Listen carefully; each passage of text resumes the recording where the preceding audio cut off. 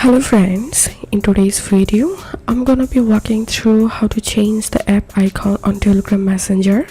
But before getting started this video, make sure to subscribe. How to do it: so open your Telegram app and tap on this three-line icon to the top left corner and tap on settings, tap on chat settings, scroll down and here you'll find app icon.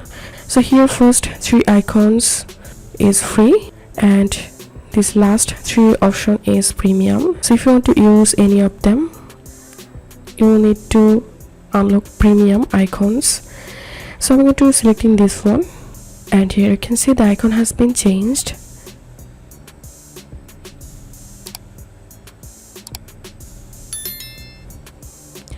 So that's how you can do it. If this video helped you, give a thumbs up and please consider subscribe to how to do it. Thank you for watching.